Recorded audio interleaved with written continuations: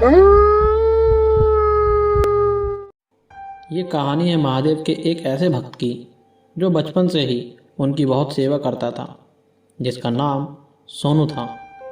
वो बचपन से ही भूत प्रेतों की कहानियाँ सुनकर बड़ा हुआ था, तो उसे इन सब चीज़ों से डर नहीं लगता था।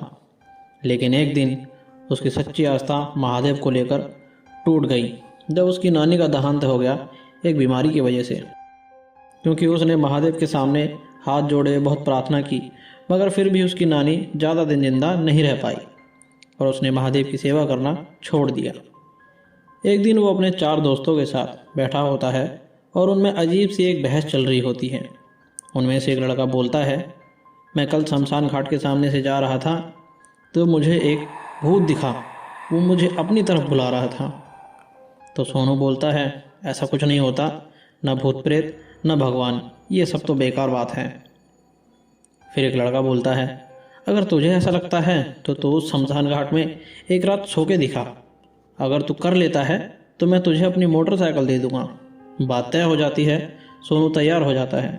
अगले दिन रात के 12 बजे वो शमशान घाट सोने जाता है और वो अमावस की काली रात होती है। सोनू शमशान घाट पहुंचता है और सोने की तैयारी करता है, लेकिन तभी उसे एक आहट सुनाई देती है, जैसे कोई वहाँ लाठी पकड़कर चल रहा है। और वो जाकर देखने की कोशिश करता है, मगर उसे वहाँ कोई दिखाई नहीं देता। फिर वो अपने बिस्तर की तरफ जाने लगता है। जैसे ही वो अपने बिस्तर के पास पहुँचता है, तभी वो अपने बिस्तर को देख के चौंक जाता है, क्योंकि उसके बिस्तर पे कोई बूढ़ा आदमी लेटा होता है। थोड़ी हिम्मत जुटा के वो उन्हें जगाता है और वो बूढ़ा जैसे उठकर उसकी तरफ देखता है, सोनू हक्का बक्का रह जाता है, क्योंकि वो कोई बूढ़ा नहीं होता, एक भूत होता है।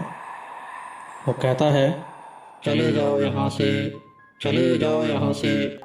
और सारे भूत उसे चारों तरफ से घेर लेते हैं। सोनू घबरा जाता है, अफसोस करने लगता है कि उसने महादेव की सेवा क्यों बंद कर दी। फिर अचानक उसे याद आता है कि जब शाम को घर पे कोई नहीं था, तब उसे पापा ने पूजा करने के लिए कहा था। और फिर क्या था, सोनू जोर जोर से ओम नमः शिवाय, ओम नमः शिवाय, ओम नमः शिवाय का जाप करने लगता है। अचानक आकाश में रोशनी होती है और महादेव अपने दर्शन देते हैं और भूत प्रेतों को भस्म कर देते हैं। फिर सोनू हाथ जोड़कर महादेव से क्षमा मांगने लगता है।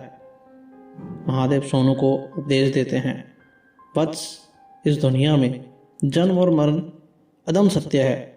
जैसे जन्म लेना एक सत्य है, उसी तरह मृत्यु भी एक सत्य है। अपनी आस्था के साथ कभी ना छोड़ें, अपनी आस्था में हमेशा विश्वास रखें।